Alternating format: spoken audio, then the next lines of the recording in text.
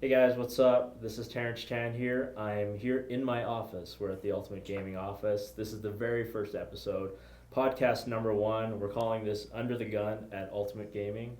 I just want to give you guys an idea of what we're going to talk about today, what the show is about. We're really just going to, I want to bring in the people who work for this company. We want to make us different from the other poker sites that, hey, haven't even launched yet, actually. The ones right down the street? The guys down the street, the guys over at the corporate offices.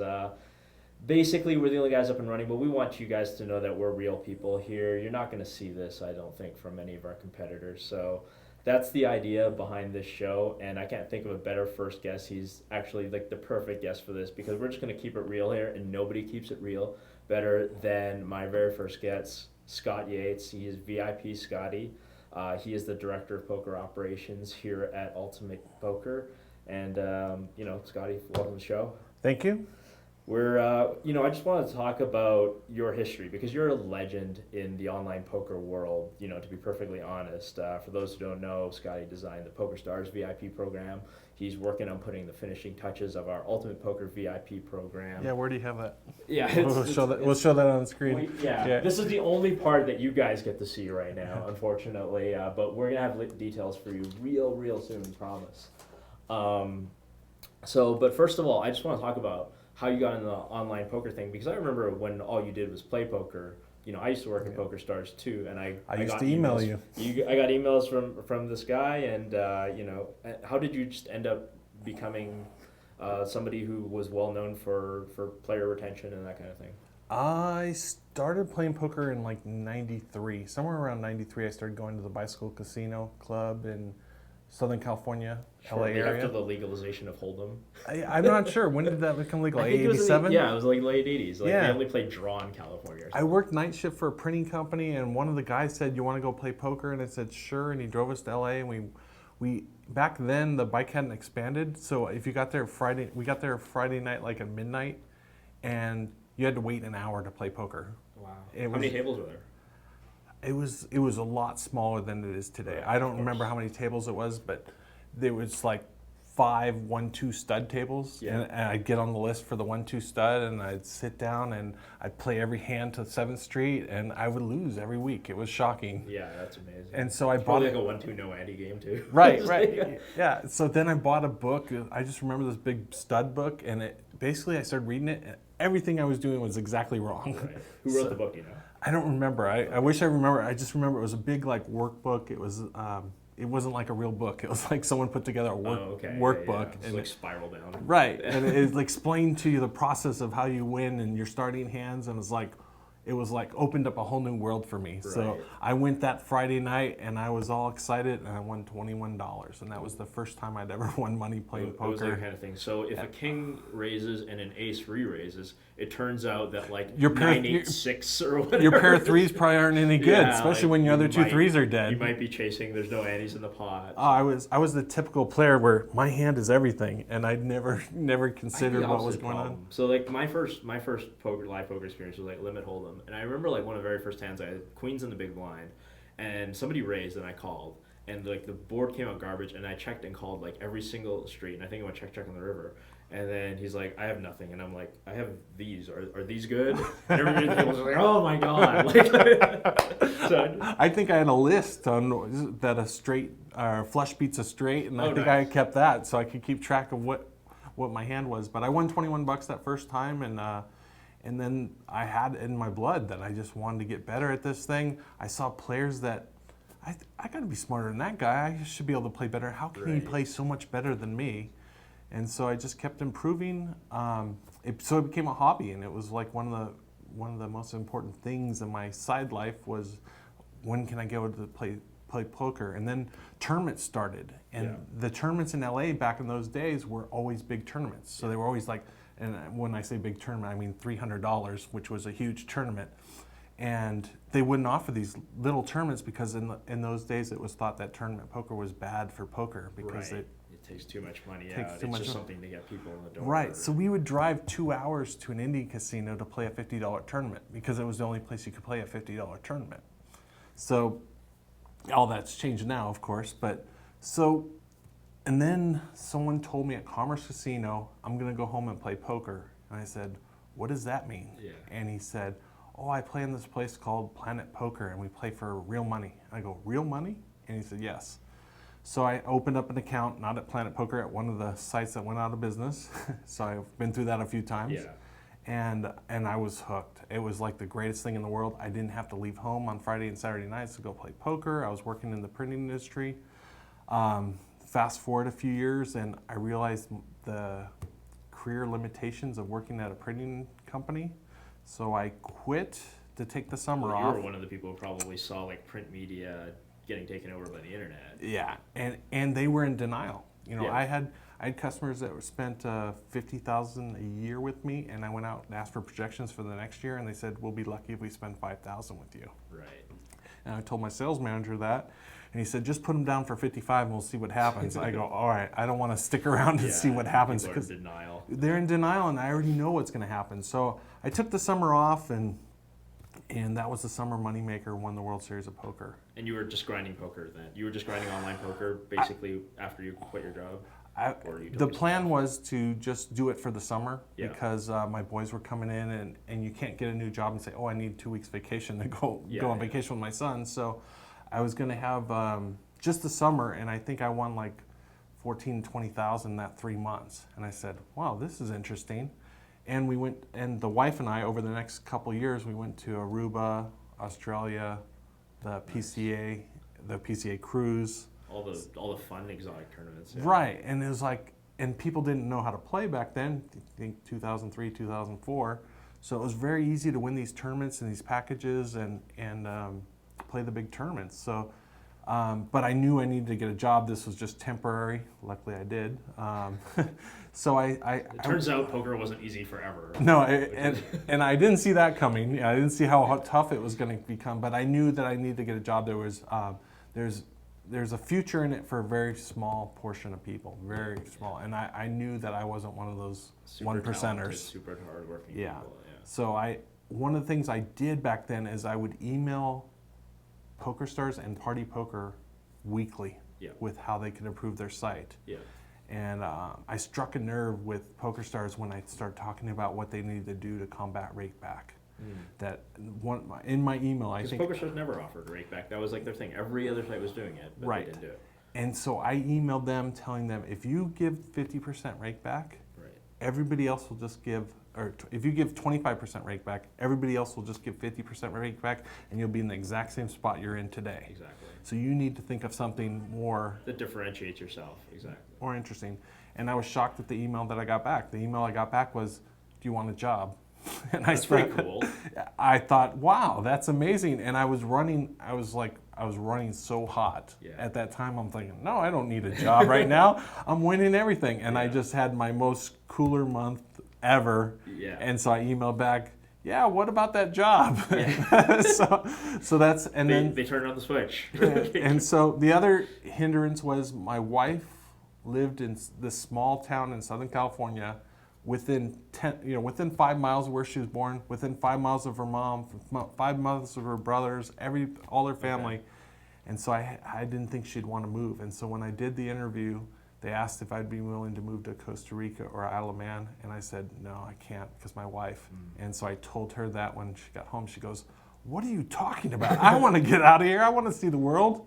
And so when they called back for the next interview, they said that we have it on here that you wouldn't be willing to move. And I said, no, my wife has corrected that, that I would be able to move. So then I worked from California remotely for the first year. And then a year later, I moved to the Isle of Man for 4 years. We did 4 years on the Rock. Wow. Yeah.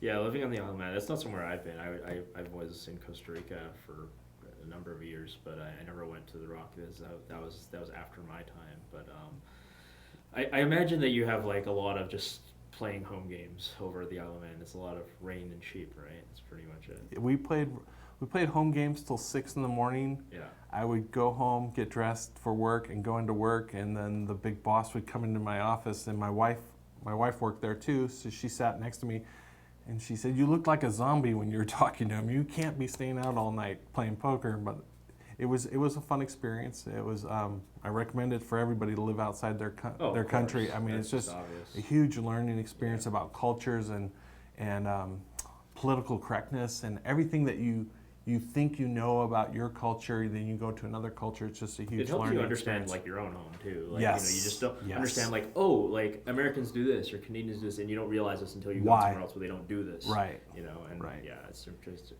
So you work for the largest, obviously you work for Stars, you work for the biggest poker company in the world. Now you're here working for Ultimate Poker, which is obviously a tiny little fraction. Today. Today. Yeah. But why? What convinced you to like come to something? Because you had a secure job. You have coworkers that obviously thought a lot of you. Why would you come to like a small site that didn't even exist yet? You started here about over a year ago now. Yeah. So like when we were just a Play Money's Facebook social site, Right. you'd been here for a long time. There's two answers. That I believe in our owners, Right. and I believe in Joe. To get a marketing person that understands poker and understands poker players is a rare thing. It's very hard to get someone that's good at marketing and good at poker or understands poker in the same person. So Joe's a rarity. He's the CMO. Right. So just to give everybody an idea who doesn't know where Joe is, and people should know who Joe is, but nobody does. People know like you and me, but they should really know He Joe. keeps in Joe the background. Versace is our CMO and also our Chief Operating Officer now. He's also the reason I'm here. I mean, he was the Right. one who contacted me and said like, hey, and he knows how to get people excited about stuff for sure, and he got both of us excited about this, and he's got a great background. I'll have Joe on the show on a future one for Right. sure. I was interviewing with people that were going to open up poker sites. Yeah. And they don't understand the business. They think it's so easy, and they think they're going to dominate the market. Right. Think largest poker room in the world. I spoke to them, no clue, and so I wanted And to get. sometimes these are smart folks. Like they're smart They're folks who really- have like really backgrounds smart in folks. casinos, and they have Yeah. like they knew this, but the online poker space is like different, and I think It's that totally what different. makes us different, what makes us want to work here. It's like we're here doing the show, talking about poker, talking about the fact that you played in card rooms in '93 and stuff like that, and it's just it's very different when you have like a poker industry as opposed to like just a corporate environment. And that's kind of what we're about. The thing that I describe it to people is think that you own the largest bookstore in the world, and you think it's 1995, and you are going to be Amazon, and you're going to dominate the online book sales. Right. A live book room, online book room have very little in common. Yeah. And the same is true for a live poker room and an online poker room. We both deal cards. That's about where it ends. Right. It's totally different environment, totally different marketing. Everything's different. And so I'm speaking to all these people that were speaking very highly of themselves and how they were going to dominate the industry. And I'm just thinking, no, you won't. You don't get it. You don't understand it unless you get some people in here that understand it. You'll never get it. Yeah. And so then I read Joe told me about this opportunity, and I read the wiki page for the UFC, Yeah. and it said, these are the guys I want to be with. Were you a UFC fan before you started? I was sort of. Here's the interesting thing. When in the 90s, I used to watch a Spanish station in Southern California because they showed these bizarre fights, these MMA fights from Brazil. Yeah. And it was the most interesting thing I'd ever seen. Yeah. I would watch these fights. But then when the UFC came along, it was pay-per-view. Yeah, now you have production values and stuff going along with Yeah, it. I was like, I'm not going to pay for that. Yeah. But I would read your blog. I okay. started reading your blog in probably early 2005. I'm not sure when That's you started. when I started it, Okay. yeah. And you would always talk about the bets you had for the MMA and why you reasoned why this person was better than this person. And I didn't have any idea who these people were. I just was reading about them and then You might reading. have been reading about cricket matches or some other sport. Right. Yeah. But it was just fascinating to read about it and to know that I watched a form of it back in Brazil. They didn't. I'm sure it was the same stuff. It's just, just like in Brazil, we won't go into the whole MMA strip, but they just call it Vale Tudo, which is translates Portuguese to anything goes. So they had like anything goes fights, which is how the UFC marketed itself in the early days. Right. I Like remember now those. it's different. Now it's like, we've got these high level athletes and they're fighting each other. But Right. yeah, I mean, back then it was probably dudes eye gouging each other and kicking each other in the nuts. And Oh, stuff. it's unbelievable. Yeah, they've really sanitized it down. Yeah, and like made it 350-pound gorillas against dudes my size. That was interesting. Yeah, That was for sure. really fascinating. Yeah. But what were we talking about? I forgot. Oh no! Sorry. Yeah, How we got just on a tangent, sidetracked. But basically, like how you decided to start with Ultimate Poker, like what the reasons why you wanted to work for Ultimate So Poker. I read the UFC thing. I read the wiki Joe- page on the Joe UFC, Versace. and it explains this business exactly.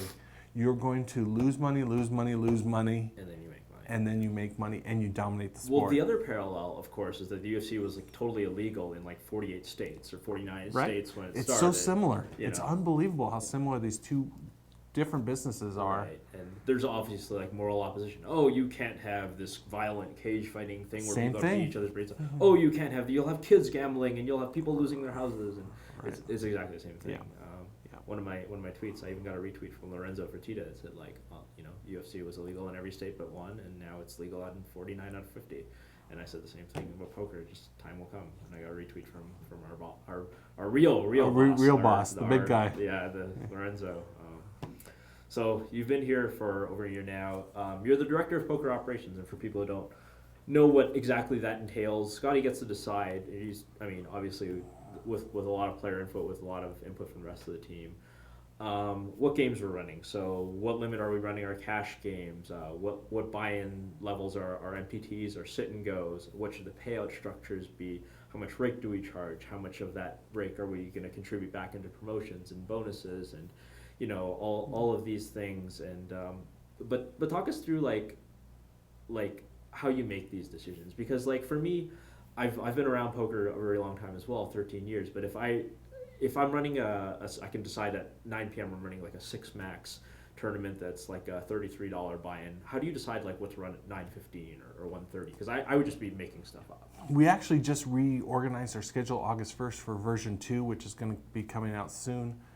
Version 2 will have late registration. Yeah. So basically we actually did a test with the $5 tournaments. We did a $5 MTT turbo, followed by 10 minutes by a $5 MTT with 10-minute blinds. And we did the same thing with 10-minute tournaments at the top of the hour with it reversed. Yeah.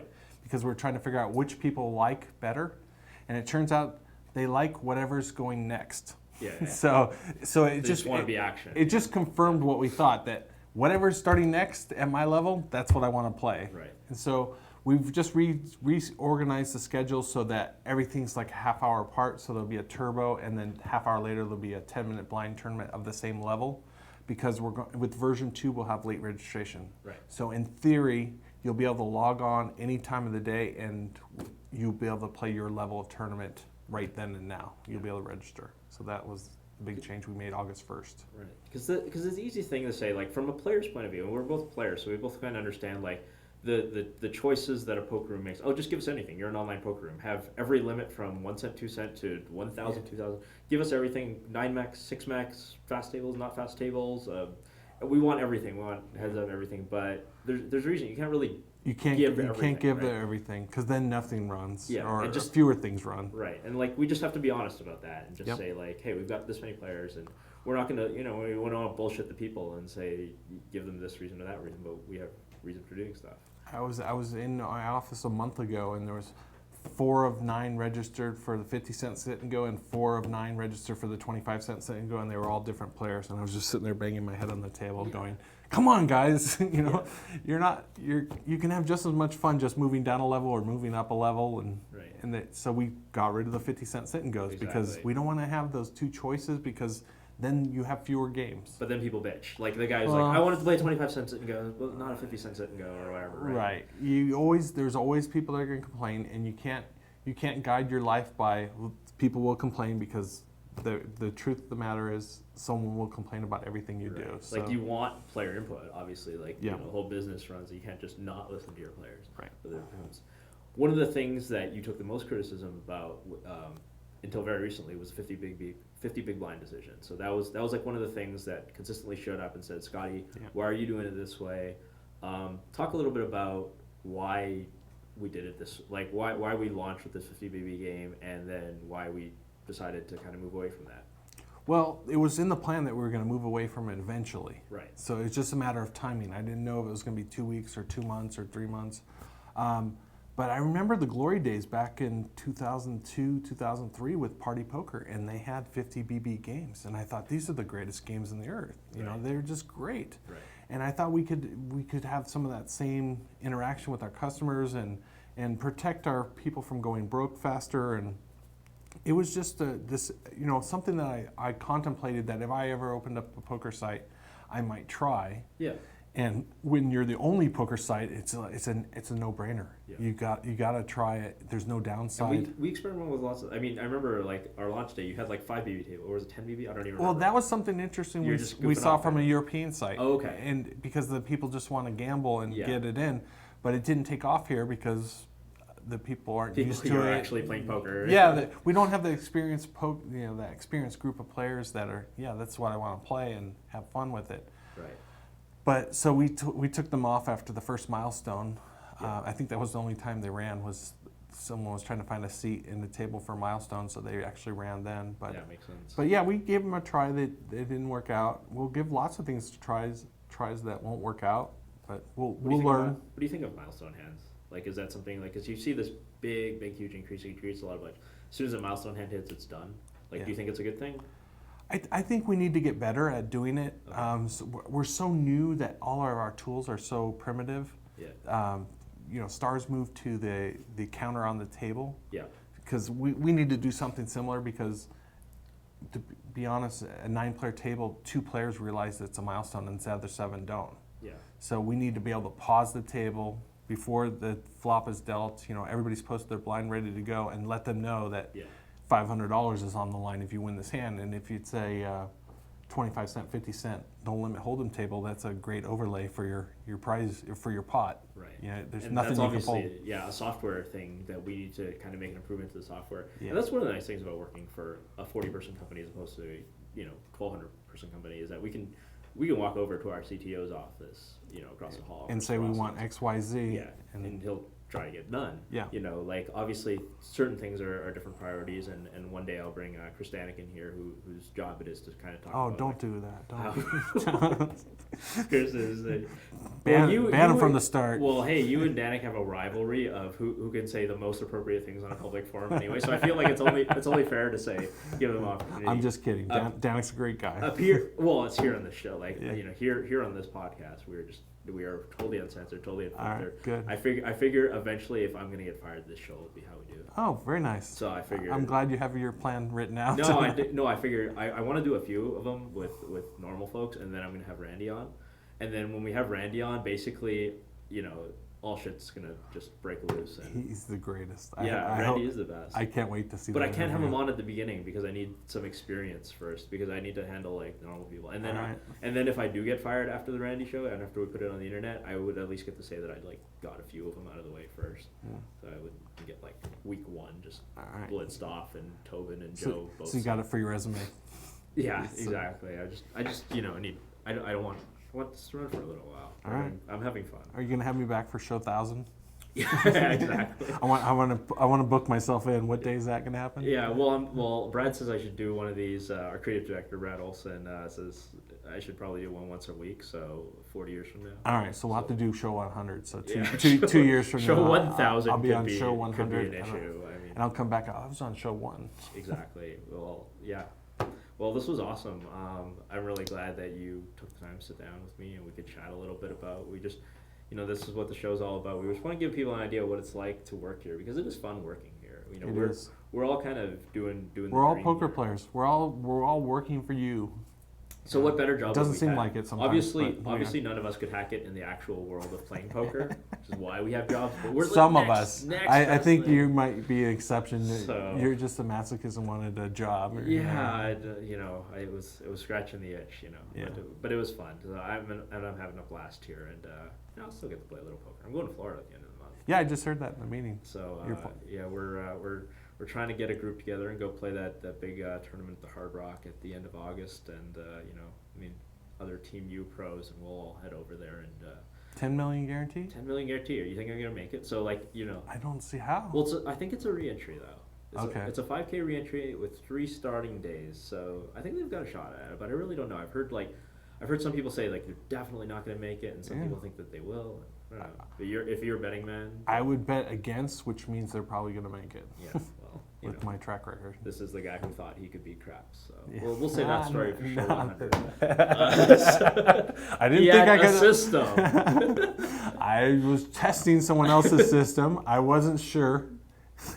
We'll talk about that another time. But it's awesome to have you. Thanks so much for being here, and thank you guys for getting through the first podcast of Under the Gun at Ultimate Gaming, because we hope you really enjoy this. Please send me as much feedback as you want on wherever I end up posting this. But at the very least on Twitter. People can reach you on Twitter. Yes. VIP Scott Y. Yes. VIP Scotty. So get at him on Twitter if you have any comments about the games that we run or the term promotions that we run, all that kind of stuff. He'd like to hear from you. I am at T-Chan Poker. Get at me, anything you want. Please, love to have comments.